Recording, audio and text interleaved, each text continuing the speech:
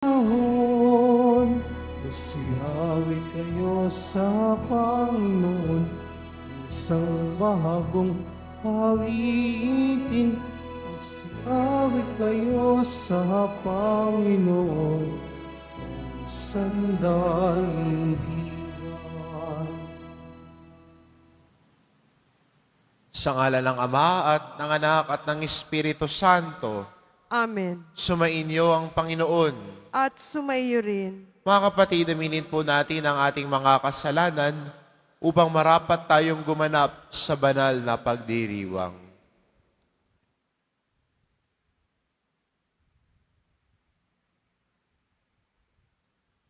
Inaamin ko Sa makapangyarihang Diyos at sa inyo mga kapatid, na lubha akong nagkasala sa isip, sa salita, sa gawa, at sa aking pagkukulang. Kaya isinasamo ko sa mahal na Birheng Maria, sa lahat ng mga anghel at mga banal, at sa inyo mga kapatid, na ako'y ipanalangin sa Panginoong ating Diyos. Kaawaan tayo ng makapangyarihan Diyos, patawarin tayo sa ating mga kasalanan, at patnubayan tayo sa buhay na walang hanggan. Amen. Panginoon, kaawaan mo kami. Panginoon, kaawaan mo kami. Kristo, kaawaan mo kami. Kristo, kaawaan mo kami. Panginoon, kaawaan mo kami. Panginoon, kaawaan mo kami. Manalangin tayo.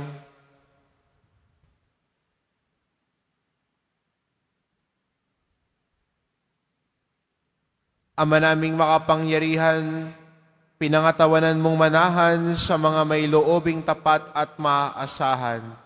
Sa kagandahang loob mo, kami naway makapamuhay bilang mga mapalad na maging iyong tahanan. Sa pamamagitan ni Hesukristo, kasama ng Espiritu Santo, magpa sa walang hanggan. Amen. Magsiupo muna ang lahat. Pagbasa mula sa aklat ng Henesis. Pagkalipas ng 40 araw, binuksan ni Noe ang bintana ng daong at pinalipad ang isang uwak. Ito'y lumigid ng lumigid hanggang ang tubig ay matuyo sa lupa. Sunod niyang pinalipad ang isang kalapate upang tingnan kung wala ng tubig. Palibhasa'y laganap pa ang tubig, hindi makalapag ang kalapate. Kaya't nagbalik ito. Hinuli ito ni Noe at muling ipinasok sa daong. Pagkaraan ng 7 araw, muli niyang pinalipad ang kalapate.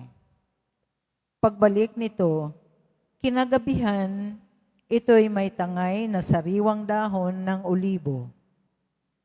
Natiyak ni Noe, nakati na ang tubig. Nagpalipas uli ng 7 araw si Noe, saka pinalipad uli ang kalapate, ngunit hindi na ito nagbalik. Noon ay 601 taon si Noe. Nang unang araw ng unang buwan, inalis ni Noe ang takip ng daong at nakita niyang natutuyo na ang lupa. Si Noe ay nagtayo ng dambana para sa Panginoon. Kumuha siya ng isa sa bawat hayop at ibong malinis at sinunog bilang handog. Nang masamyo ng Panginoon ang halimuyak nito, sinabi niya sa sarili, hindi ko na susumpain ang lupa dahil sa gawa ng tao. Alam kong masama ang kanyang isipan mula sa kanyang kabataan. Hindi ko na lilipulin uli ang anumang may buhay.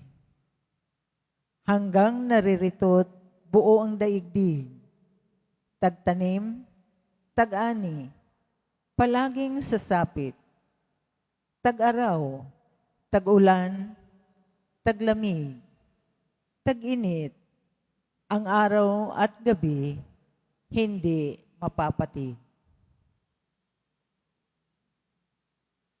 ang salita ng Diyos. Salamat sa Diyos.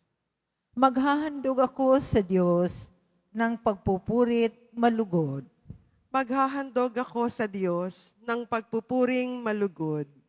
Sa Diyos ko't Panginoon, anong aking ihahandog? Sa lahat ng kabutihan na sa akin ay kaloob. Ang handog ko sa dambana ay inumin na masarap bilang aking pagkilala sa ginawang pagliligtas. Maghahandog ako sa Diyos ng pagpupuring malugod.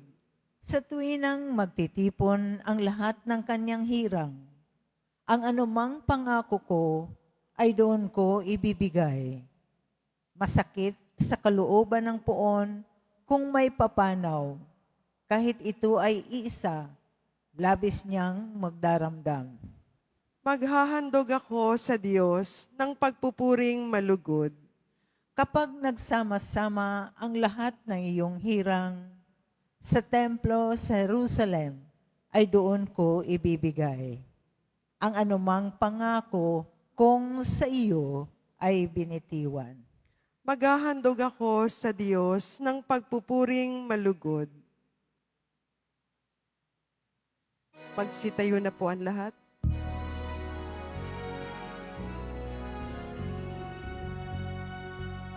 Hallelujah, Hallelujah, Hallelujah, Hallelujah. Diyos Ama ni Jesucristo, kami ay iniwanagan mo at tutugon kami sa iyo. Hallelujah, Hallelujah, Hallelujah, Hallelujah.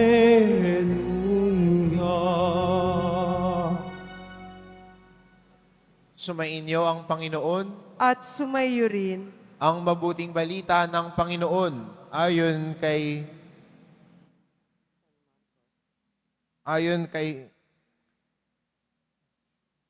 San Marcos.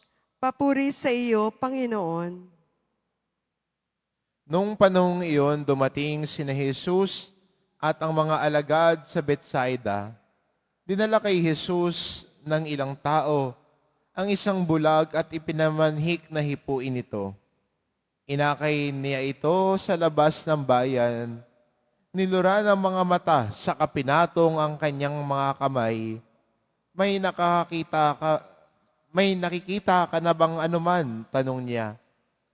Tumingin ang lalaki at ng wika, nakakakita po ako ng mga taong lumalakad, ngunit sila'y parang punong kahoy. Muling hinipo ni Jesus ang mga mata ng bulag. Ito'y tuminging mabuti. Nanumbalik ang kanyang paningin at malinaw na niyang nakikita ang lahat. Sinabi sa kanya ni Jesus, "Umuwi ka na. Huwag ka nang dumaan sa bayan." Ang mabuting balita ng Panginoon. Pinupuri ka namin, Panginoong Hesukristo. Magsiupo muna ang lahat.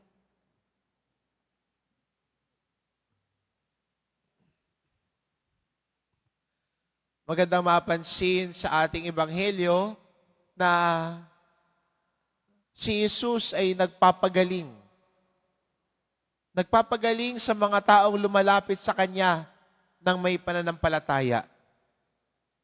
Minsan lumalapit tayo sa Diyos, may hinihingi tayo, may pinagdarasal tayo.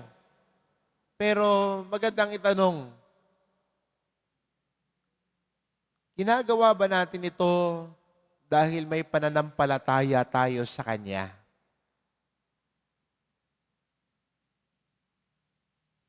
Lumalapit ba tayo sa Kanya dahil nananalig tayo sa Kanya ng buo? O baka meron dyan, ginagawa na lang last option ang Diyos.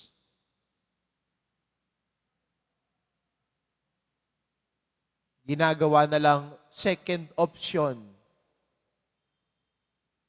Baka yung iba, Lord, pwede bang ganito? Pero nanggaling na sa manghuhula, bumili ng sandamakmak na mga pampaswerte, sinabihan kang pag binili mo ito, masasagot lahat ng panalangin mo, nabudol ka, pasensya na. Then we only come to the Lord because all things doesn't seem to work. O lumalapit tayo sa Diyos, pero may mga other options tayo. Magandang paalala sa atin, no? At hamon sa atin, na pag lumalapit tayo sa Diyos, lumalapit tayo sa Kanya na may buong pananalig at pananampalataya sa Kanya. With firm and strong faith in Him. At kung titignan natin ang Ebanghelyo at ang mga kwento rito, lahat ng mga pinapagaling ni Jesus ay dahil sa kanilang pananampalataya sa Kanya. Faith is always a condition of the healing of Christ. Faith is always a condition. When Christ heals someone, He always asks, do you believe that I can heal you? Tinatanong niya lagi, naniniwala ka ba? Nananampalataya ka ba? Na kaya kitang pagalingin?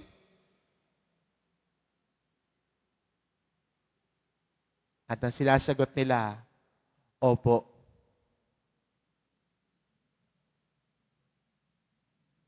Kaya maganda sa atin, no, bilang mga Kristiyano, na maging inspirasyon sana sa atin ang kwento ng pagpapagaling ni Jesus sa taong bulag, na lumalapit din tayo na may parehong pananampalataya katulad niya.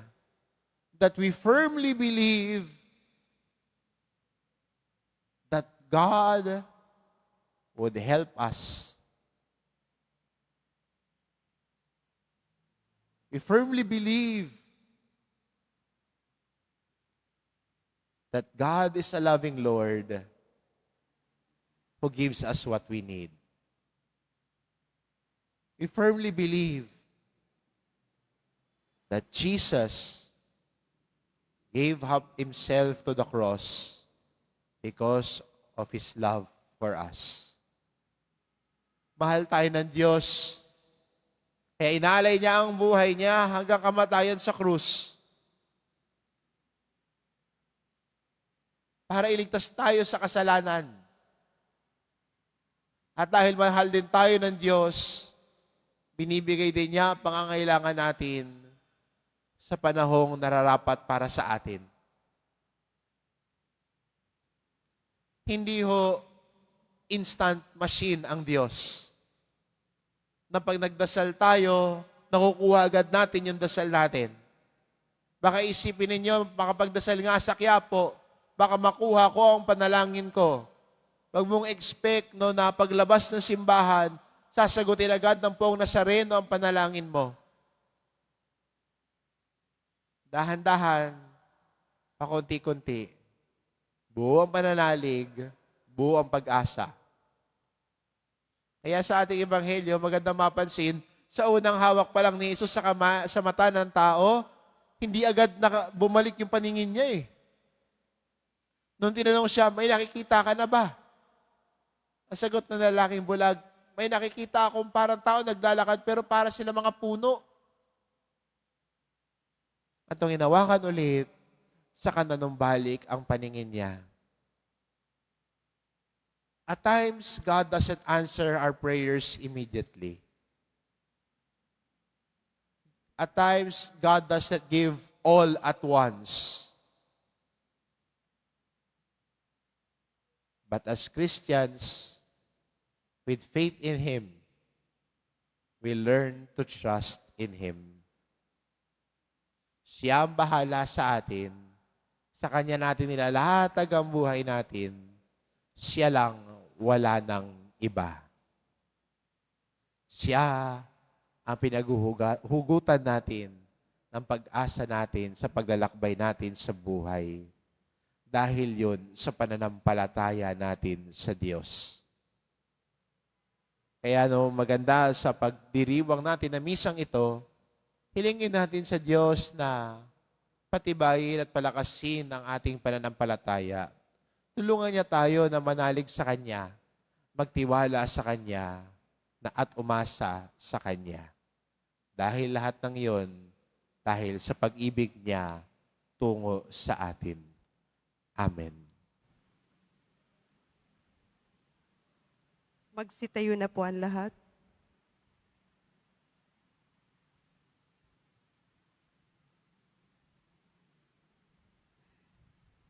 Minamahal ko mga kapatid, hilingin natin sa Diyos Ama na buksan ang ating mga mata upang makasunod tayo sa Kanya ng buong puso. Ang ating itugon, Ama, punuin mo kami ng iyong liwanag. Ama, punuin mo kami ng iyong liwanag. Ang simbahan naway umunlad sa kanyang pagsisikap na dalhin ang liwanag sa mga nakararanas ng kadiliman sa kanilang buhay. Manalangin tayo. Ama, punuin mo kami ng iyong liwanag. Sa pamamagitan ng ating mabuting gawain, ang mga hinahamak, mga itinatakwil, at mga walang nagmamahal sa ating lipunan, naway makaramdam ng pagkalinga ng Diyos sa kanilang buhay. Manalangin tayo. Ama, punuin mo kami ng iyong liwanag. Tayong lahat, naway magkaroon ng matatag na pananalig kay Jesus na siyang nagbubukas ng ating paningin sa kagandahan ng kaharian ng Diyos. Manalangin tayo. Ama, punuin mo kami ng iyong liwanag. Ang mga may sakit at mga nagdurusa, naway makita at madama ang mapagmahal na presensya ng Diyos sa mga taong kumakalinga sa kanila. Manalangin tayo. Ama, punuin mo kami ng iyong liwanag. Ang ating mga yumaong kamag-anak at kaibigan, naway makatagpo ng walang maliw at walang hanggang kapahingahan. Manalangin tayo. Ama, punuin mo kami ng iyong liwanag. Sa ilang sandali ng katahimikan, ating ipanalangin ang iba pang mga pangangailangan ng ating pamayanan. Gayon din ang mga intensyon na inialay sa ating misa sa araw na ito. At isama rin natin ang ating mga pansariling kahilingan.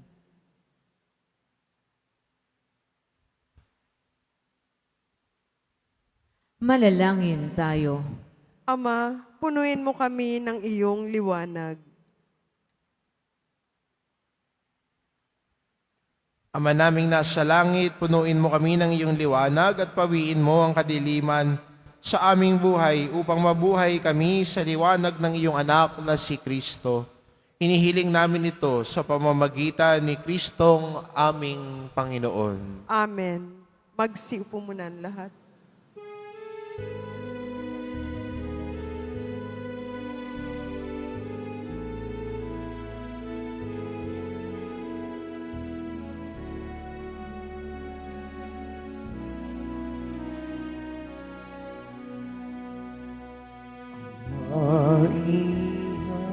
Maihandog sa'yo, Panginoon, ay tinapay at alak mula sa aming kamay, siyong kabutihan aming iaalay, ang tinapay at alak sa gisag ng aming buhay.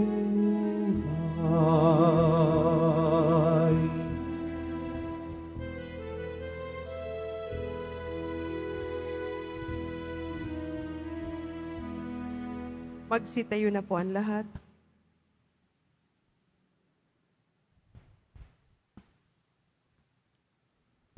Manalangin kayo mga kapatid, ito pang ang paghahain natin ay kalugdan ng Diyos amang makapangyarihan. Tanggapin nawa ng Panginoon itong paghahain sa iyong mga kamay, sa kapurihan niya at karangalan, sa ating kapakinabangan at sa buong sambayanan niyang banal. Ama naming lumikha, kami naway dalisayin at panibaguhin ng aming gaganaping paghahain. Kami naway itaguyod ng gagawin naming ito sa pagdanais naming sundin ang loob mo sa pamamagitan ni Hesukristo kasama ng Espiritu Santo magpa sa walang hanggan. Amen. Sumainyo ang Panginoon. At sumaiyo rin, Itaas sa Diyos ang inyong puso at diwa. itinaas na namin sa Panginoon. Pasalamatan natin ang Panginoong ating Diyos. Marapat na siya ay pasalamatan. Ama naming makapangyarihan, tunay ngang marapat na ikaw ay aming pasalamatan.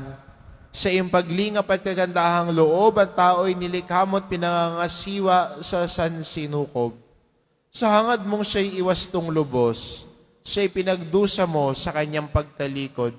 Sa iyong paggiliw, iyong ipinahintulot na makabalik siya sa pamamagitan ni Kristo Jesus. Kaya kaysa ng mga anghel na nagsisiawit ng papuri sa iyo, nang walang humpay sa kalangitan, kami nagbubunyi sa iyong kadakilaan. Santo, Santo, Santo, Panginoong Diyos ng mga hukbo, napupuno ang langit at lupa ng kadakilaan mo. O sana sa kaitaasan, pinagpala ang naparirito sa ngalan ng Panginoon. O sana sa kaitaasan, magsiluhod po ang lahat. Ama naming banal, ikaw ang bukal ng tanang kabanalan, kaya't sa pamamagitan ng iyong Espiritu gawin mong banal ang kaloob na ito, upang para sa amin maging katawan at dugo ng aming Panginoong Hesukristo. Bago niya pinagtiisang kusang loob na maging handog, hinawakan niya ang tinapay, pinasalamatan kanya. Pinaghati-hati niya iyon, iniabot sa kanyang mga alagad at sinabi, tanggapin ninyong lahat ito at kanin, ito ang aking katawan na ihahandog para sa inyo.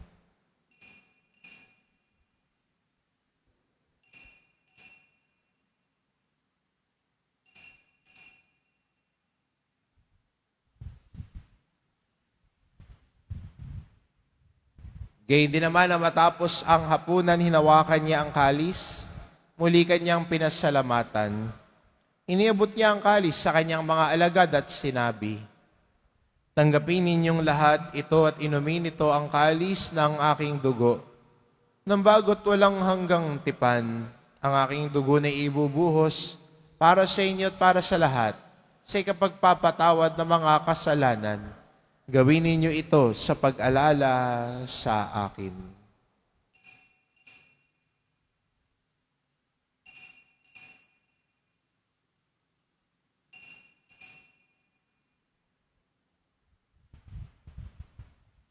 Magsitayo na po ang lahat.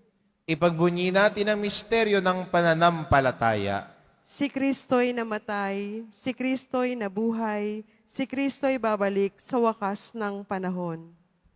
Ama, ginagawa namin ngayon ang pag-alala sa pagkamatay at muling pagkabuhay ng iyong anak. Kaya't inaalay namin sa iyo tinapay na nagbibigay buhay at ang kalis na nagkakaloob ng kaligtasan. Kami nagpapasalamat dahil kami iyong minarapat na tumayo sa harap mo para maglingkod sa iyo. Isinasamo namin kaming magsasalo-salo sa katawan at dugo ni Kristo ay mabuklod sa pagkakaisa sa pamamagitan ng Espiritu Santo. Ama, lingapin mo ang iyong simbahang laganap sa buong daigdig. Puspusin mo kami sa pag-ibig kaisa ni Francisco na aming Papa at ni Jose na aming Obispo at ng Tanang Kaparian. Alalahanin mo rin ang mga kapatid naming nahimlay na may pag-asang sila'y muling mabubuhay, gayon din ang lahat ng mga pumanaw. Kaawaan mo sila at patuloyin sa iyong kaliwanagan. Kaawaan mo at pagindapatin kaming lahat na makasalo sa iyong buhay na walang wakas. kaisa ng mahal na Birheng Maria na ina ng Diyos, ng kabiyak ng puso niyang si San Jose, kaisa ng mga apostol at ng lahat ng mga banal na namuhay dito sa daigdig ng kalugod-lugod sa iyo, maipagdiwang nawa namin ang pagpupuri sa ikararangal mo sa pamamagitan ng iyong anak na aming Panginoong Heso Kristo.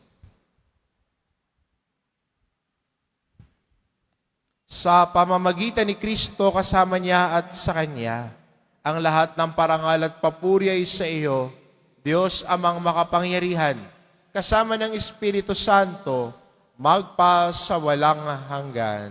Amen. Sa tagubilin ng mga nakagagaling na utos at turo ni Jesus na Panginoon natin at Diyos, ipahayag po natin ng lakas loob.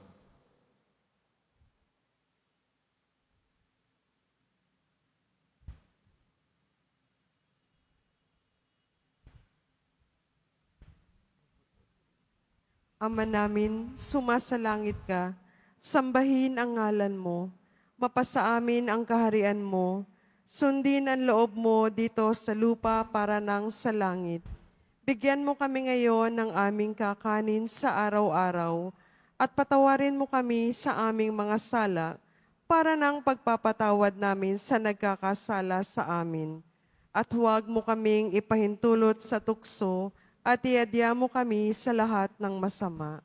Hinihiling namin kami adya sa lahat ng masama, pagkalooban ng kapayapaan araw-araw, iligtas sa kasalanan at ilayo sa lahat ng kapahamakan. Samantalang aming pinananabikan ng dakilang araw ng pagpapahayag ng tagapagligtas naming si Heso Kristo. Sapagkat iyo ang kaharian at ang kapangyarihan at ang kapurihan magpakailanman. Amen. Panginoong Kristo, sinabi mo sa iyong mga apostol, kapayapaan ang iniiwan ko sa inyo, ang aking kapayapaan ang ibinibigay ko sa inyo. Tungayan mo ang aming pananampalataya at huwag ang aming pagkakasala.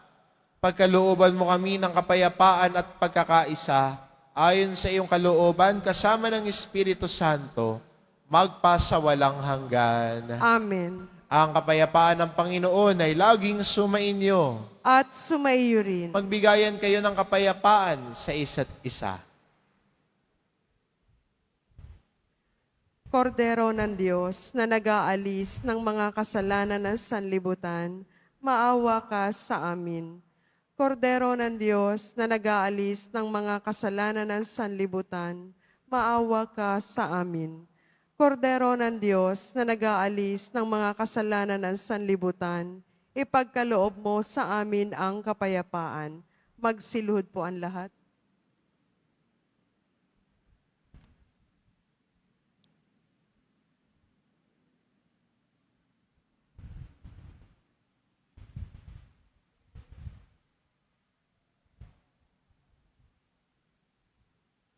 Itong kordero ng Diyos, ito nag-aalis ng kasalanan ng sanlibutan. Mapalad ang mga inaanyayahan sa kanyang piling. Panginoon, hindi ako karapat-dapat na magpatuloy sa iyo, ngunit sa isang salita mo lamang ay gagaling na ako.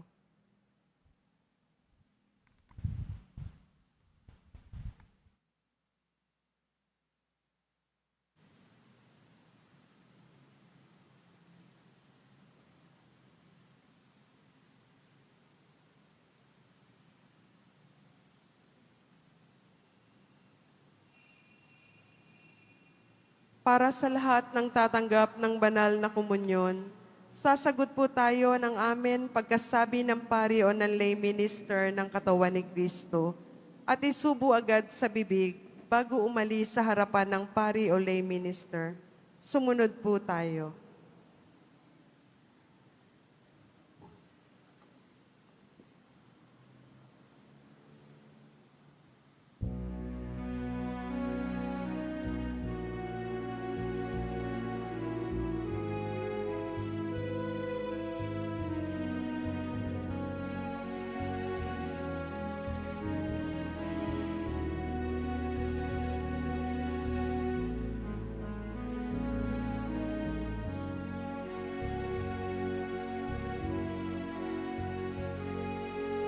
sa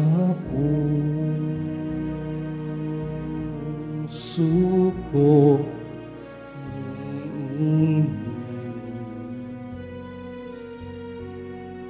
walang nananaig,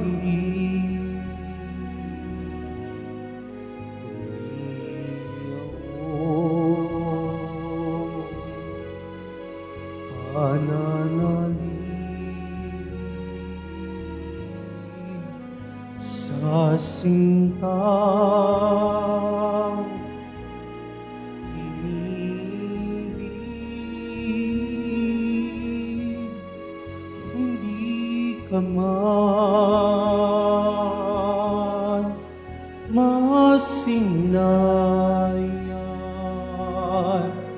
at init mo ay maglaho ng tuluyan. Pag-ibig ko sa'yo at katapatan mananatili kailan pa man.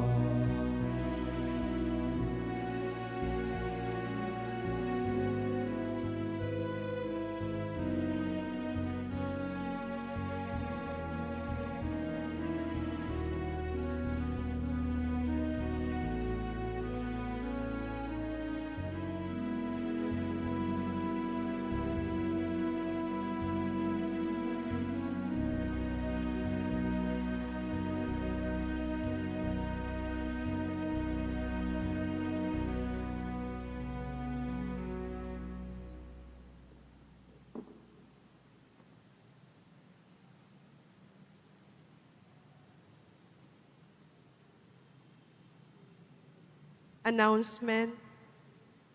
Sa lahat po na may mga lumang palaspas na ginamit noong linggo ng palaspas, maaari nyo na pong dalhin sa simbahan ang mga ito hanggang February 28 at ipinakikiusap na bago dalhin ay alisin ang ribbon, wires at mga istampita nito.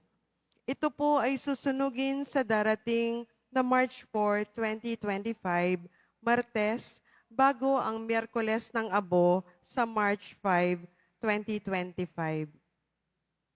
Pagkatapos ng misa, wiwisikan po ang lahat ng banal na tubig.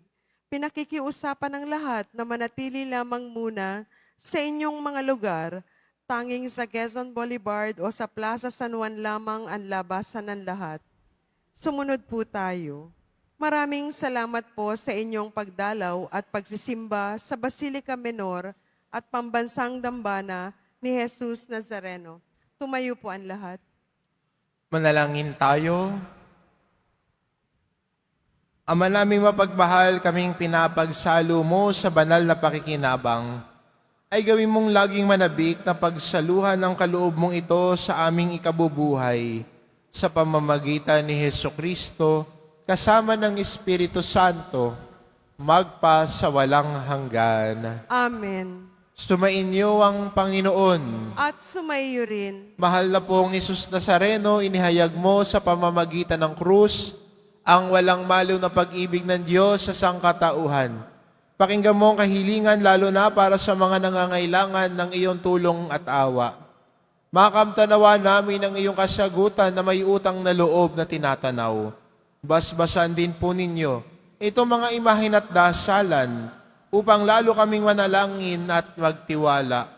Sa pamamagitan ng bendisyon na ito, naway lalo kaming maging mapaglingkod, masunurin at tapat sa iyo na aming malwalhating Panginoon, magpa sa walang hanggan. Amen. At pagpalain kayo ng ating mapagmahal na Diyos, ang Ama at ang Anak at ang Espiritu Santo.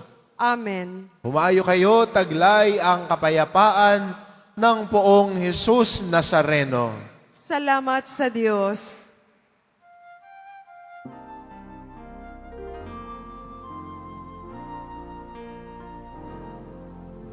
Nuestro Padre Jesus Nazareno, sinasamba namin, pinipinto ka namin, para mo ang aming buhay at kaligtasan. Nuestro Padre Jesus Nazareno, ligtas mo kami sa kasalanan. Ang krus mo pinamatayan ay sagisag ng aming kaligtasan. Nuestro Padre Jesus Nazareno, dinarangal ka namin.